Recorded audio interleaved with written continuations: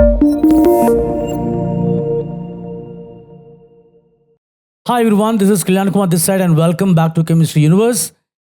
We are doing biomolecules and carbohydrates in that. And this is video number 4, part 4 of the carbohydrate series. And this is the second of the stereochemistry series. And in this one, we're going to look at how to draw the Haworth projection. Now, basically, the Haworth projection is the way to draw the cyclic structure of carbohydrates that we had discussed in the previous video. And we'll also see, we had also read about anomers, and we'll also see the relative percentage of anomers that actually exist. So we need to understand that there is an open structure of carbohydrates, which we have proved to exist, to have existed, because we see that it is reducing in nature and stuff like that. And we also know that there is a cyclic component to it. And we had roughly seen what a cyclic structure looks like. It's a hemiacetal ring, and that is formed between the carbonyl carbon and the OH of either the fourth carbon or the fifth carbon. So that way you can get different ring sizes, 5 and 6 membered rings. So in this one, we're going to see how to draw the Haworth projection. We'll start from the Fischer projection, and then from that, we'll go to the Haworth projection. All right. Stereochemistry 2, Haworth projection and percentage composition of anomers. So let's start with the Haworth projection. So what is the Haworth structure? A Haworth projection is a common way of representing the cyclic structure of monosaccharides with a simple three-dimensional perspective. Now, basically, a Haworth projection is a way of representing the cyclic form of a carbohydrate, a monosaccharide, from a three-dimensional perspective. Now, when I say a three-dimensional perspective, I mean to say that you can look at the top and bottom. You can distinguish top and bottom of the cyclic structure. But the assumption that we're going to make right now is that the cyclic structure is planar. So we're not going to look at the 3D of the ring part. We're going to assume it's a planar ring. It's a 5-membered ring, so it will be a pentagon. A 6-membered ring will be a hexagon. And later on, when the need arises, we will look at the chair form when we are going to look at 6-membered ring. And that too, we don't have to look at for all the properties. For some understandings, we would probably need that. But otherwise, we are going to take the ring as a planar ring. So despite the fact that we say it's a 3D structure, the ring is supposed to be planar.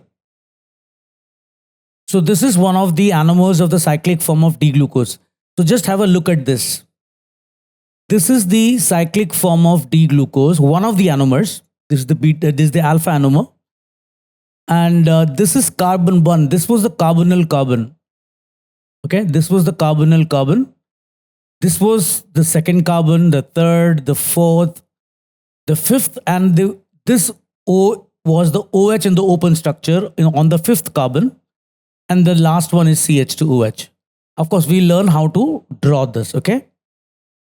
Now, carbon, this is alpha D-glucopyranose. It's a D-glucose and alpha form. We'll understand why. And it's glucopyranose because it's a 6-membered ring. It's a pyranose ring. Carbon is the implicit type of atom. In the above example, the atoms numbered 1 to 6 are all carbon atoms. Carbon 1 is known as the anomeric carbon. So that we know, that was the carbonyl carbon, and now it has become an anomeric carbon. And these points are implicitly carbon, okay? So even though we have not written carbon, we assume that, and that we have always done. Hydrogen atoms on carbon are implicit. Each of the carbon atoms numbered 1 to 6 have hydrogens that complete the valency of carbon. Again, we have not shown the hydrogens on each carbon, but they do exist. Now, a thicker line indicates that the atoms that are closer to the observer, in the example shown, atoms 2 and 3 and their corresponding OH are the closest to the observer. Atoms 1 and 4 are farther away from the observer. Atom 5 and the other atoms are the farthest. So basically, if you remember the wedge dash projection that we saw, so anything which is in the sort of a bold or a wedge-shaped line that is coming towards you. So all those atoms are coming towards you, and the ones with normal bonds are going behind you. The groups below the plane of the ring in the Haworth projection are equivalent to those on the right-hand side of the Fisher projection. So what we are saying here is that whatever in the open structure was on the right side would be drawn at the bottom of the ring, and the left side will be on top of the ring. So if you remember the structure of glucose, there was a CHO and the first carbon had the OH on the right, which is why this guy is on the, this guy is the bottom, not the previous one. I'm sorry, not this one. It is this one. This is the carbon, the second carbon from the top. Now the third carbon, if you remember, had the OH on the left, which is why this is on top. The next was again right. Now the next was right, but now it has formed that ether kind of a linkage. So that's this O. And the CH2OH, which is written at the bottom, will be written on top again. So that is the basis of writing the Haworth projection. So method for drawing the Haworth projection is this. Just follow whatever I'm saying and you'll be able to draw it. First, draw the Fisher projection of the open chain structure of the monosaccharide. Right? So let us do it for glucose, D-glucose. Now, this is D-glucose. First, write the open structure. If you look at the second carbon, the OH is right, third is left, fourth is right, fifth is right, sixth is down, CH2OH. Now, if you want a furanose ring, you will go for furanose ring, C1 should be joined to the OH of C4. That means it will form a 5-membered ring. While for pyranose, C1 should be joined to OH of C5. That means if you do this joining, this will give you the furanose part. So this is for furanose ring, 5-membered ring. And if you take one step below, you'll get the pyranose ring, the 6-membered one. So now what you do, once you have done this, and remember the moment you join them, the assumption that you're going to make is, now this H is gone, this H is attached to this oxygen, so this oxygen becomes OH, the H remains on this carbon, and this carbon is attached to this oxygen by a single bond. So it's an ether linkage. And this oxygen has become OH. Okay? So draw the basic ring of the appropriate size with the O. And I'm talking about the anomeric O. This O. This one. This O as one of the ring atoms in the back upper right. What does that mean? That means if you were to draw a 5-membered one, that is a furanose, you will draw it like this. You must draw it like this. And if it is 6-membered, you got to draw it like this. Back. So this is back. And in this case, it is back upper right. Okay. It's a back upper right. So this oxygen, in the case of 6-membered, it is this. In the case of 5-membered, it is this. Okay. Now, if the sugar is D, place the CH2OH on the left of O above the ring for the pyranose ring. That means in the 5-membered ring, if it is D-glucose, and as you can see, this is D-glucose, you must place the CH2OH here in the pyranose ring, that is the 6-membered ring. Alright? For the furanose ring, in the above case, C5 carbon containing the CH2OH on the left of O above the ring for the D isomer.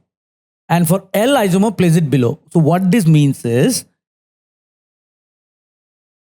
remember, we are making the assumption that this is the carbonyl carbon, okay? This is carbon number 2, carbon number 3, carbon number 4. And as you can see, the O of that has gone. But remember, now it has got one more carbon and one CH2OH attached to that. That you must place on the left of O on top if it is D. And the way you have to draw it is this. You have to draw it like this. Remember this carbon, this is carbon number 5, okay? So this carbon number 5 has an OH and has a CH2OH. If it is D, you got to draw it like this. And if it is L, you just draw the same stuff, but you draw it below. The same is true for this. If it is D, you put the CH2OH on top. If it is L, you put the CH2OH at the bottom, but on the left of O. And they must be placed in the manner in which it is shown here. Okay. Now, if you want, remember there are this OH, the new OH, because this O has become OH now. So this is the anomeric OH. This always has to be on the right. This is considered to be the C1. For alpha anomer, place the OH group on the right side of O below the ring. For beta anomer, place the group above the ring. So I'm going to show both alpha and beta for you. I'm going to show alpha in the case of 6-membered and beta in the case of 5-membered. So if it is alpha, the OH has to be on the right of O. That means here. And it may be below the ring. Whereas for beta, again it has to be on the right of O, but above the ring.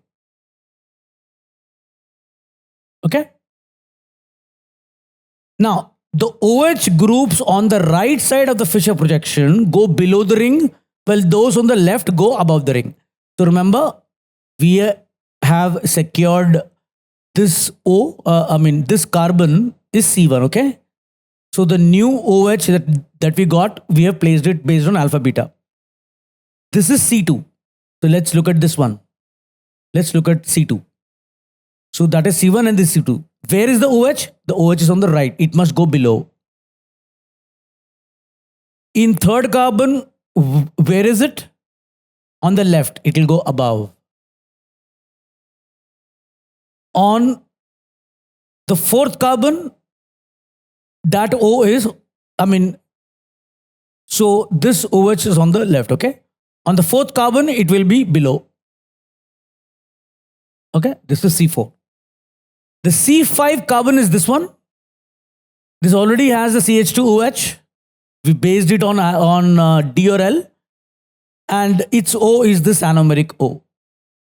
So that is how you're going to draw this.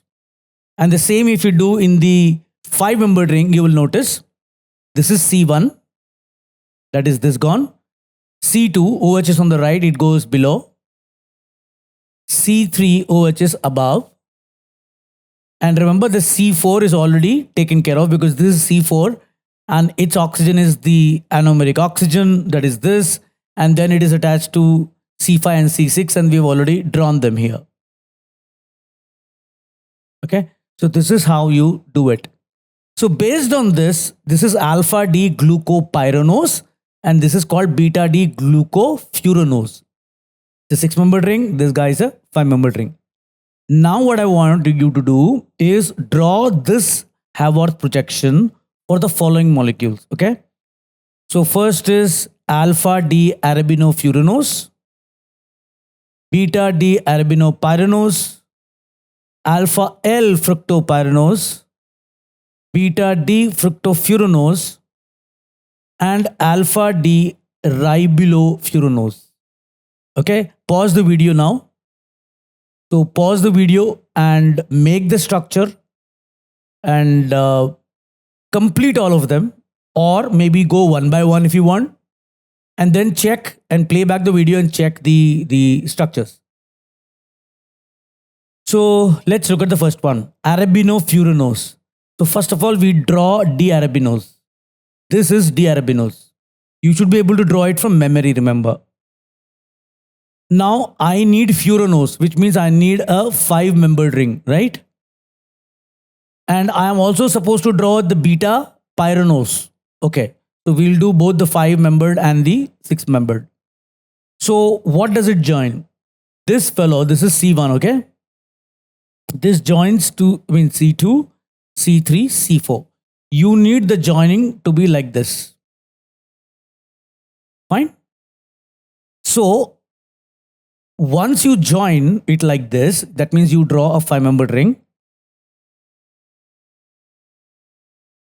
And remember, we used to draw it like this. Now, since you have to make alpha, the OH should be this new OH that you get. It is, remember, this is C1, okay? This is C1. Now, the OH has to be, since it is alpha, so the OH has to be bottom. So I draw the OH here. So I've taken care of C1. Now C2, that is this carbon, OH is on the left. That means it has to go on top.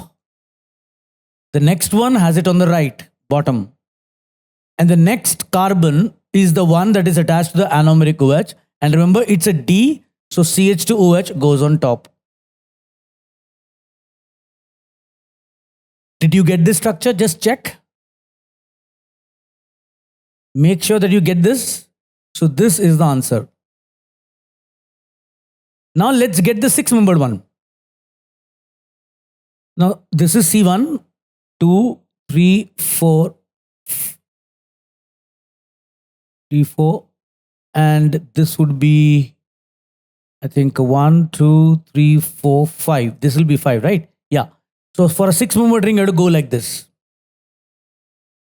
So 6-membered ring, and remember, O has to be here. Okay. So I got the O here. This is anomeric oxygen, that is this oxygen. This is C1, okay? This is this carbon, C1.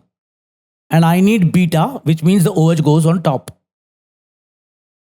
So this new OH that is formed from here goes on top, okay? This is C2. That is C2 here. OH is on the left. So we draw it up.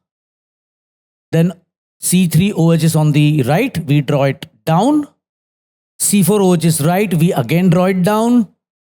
And then you have a CH2. And this is CH2. And this O is already joined. So there is nothing that you need to do here. It is taken care of. It is this way. Beta D arbino pyranose. Now you may want to know what happens if it is L. How would you distinguish? Well, L will depend upon where this OH is. This OH is, if it is left, it is L, right, it is D. And if it is L, well, this OH will be on the left, which means this OH, instead of being down, will go on top. Similarly, let's look at alpha L fructopyranose. So first, let's draw L fructose. So draw L fructose first. This is L fructose.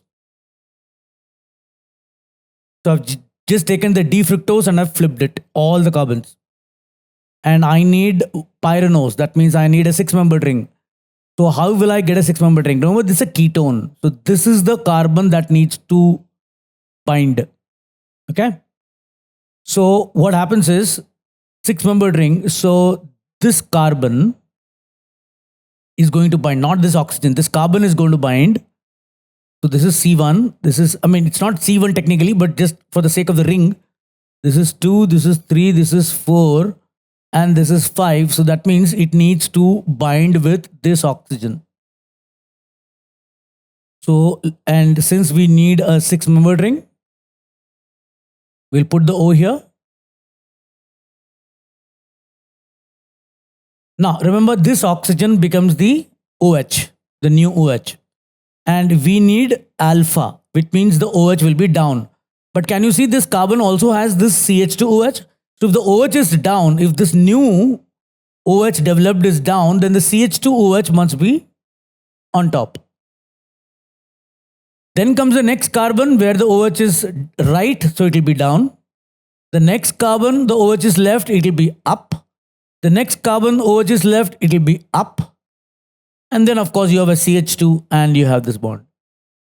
Basically, it should be this. And ribofuranose. Okay, we have one more fructose. Okay, we have beta D fructofuranose. So again, D fructose, and I'm sure you can do it now. You'll be able to get this. And for the other one, the D ribulose, and we were supposed to draw the 5-membered one. You can just try it. It should be this. Just check if it is matches. So that would be the way to draw the Haworth projection. Now let's look at the percentage composition of open chain and anomers of glucose? Well, this is what happens. Their equilibrium mixture contains 36% alpha D, 63.8% beta D, and just 0.2% of the open chain form. Just imagine that, we were discussing monosaccharides and we drew all of them in the open chain form, whereas the open chain form is just 0.2%, which is why there were some reactions which the open chain was giving and some reactions it was not giving, like the bisulfite addition product, only because the open chain was pretty low in amount. Okay. And we also need to understand why the beta D is more stable, the reason why it is more. Now, the reason for greater stability of beta anomer is not just the fact that in the beta anomer, the OH substituent is in equatorial position, which reduces the steric effect. That means what happens is, if you draw the beta anomer in the chair form, you will find that in the beta anomer, the OH goes in the equatorial position. So basically it is this. This is the beta anomer. And the OH is equatorial. And we know that every substituent would prefer to go equatorial, including CH2OH. Okay. Of course, CH2OH would be in equatorial whether it is alpha or beta. But the OH is also equatorial, so it will help. Now, this is beta D glucopyranose, OH is equatorial. Whereas if it were alpha D, it will be axial. Okay. So I hope you understand, because remember in alpha we put the OH below. So that means this is that carbon 1, and therefore the only way it can go below is axial. And in beta we put it above, and the only way it can go above is equatorial. But besides the fact that it is equatorial, there is another thing. Another reason for this, the stability beta to be higher, is the hydrogen bonding between the equatorial H of OH and the ring O. That means this intramolecular hydrogen bonding. This also stabilizes it. But there is one factor that is not in favor of beta. However, there is one factor that destabilizes the beta anomer. This is the repulsion between the lone pairs of the equatorial oxygen and the ring oxygen. That means in beta there is one problem, that is the equatorial oxygen lone pair and the anomeric oxygen lone pair. They are repelling because they are pretty close. This is beta D, lone pair repulsion, whereas in the alpha D they are not. But despite this, beta is stronger, but that can only be because this region is not dominant enough in glucose. But there are other compounds where it would be. But there are other compounds where this region would become dominant, and when it does, this is called the anomeric effect. So basically the anomeric effect is nothing but the repulsion between the lone pair that causes beta to be less stable. And wherever it is, well, the alpha would have been more. So with that, we come to the end of this long video. Stereochemistry part 2, Haworth projection and percentage composition of anomers. So I hope you were able to understand sufficiently well how to draw the Haworth projection. What I would want you to do is go through this video as many times as you want, as you need. Draw the structures carefully. Take your time in understanding how the structures are drawn. Make sure you remember all the monosaccharides name and structures up to 6 carbon atoms. And you randomly give yourself questions that, okay, I want to draw alpha D this, I want to draw beta D this, or something like that. So if you give yourself that and then try and make it, it will help you understand this better. With that, this is Kalyan Kumar signing off. Have a great and wonderful day, and thank you for watching this.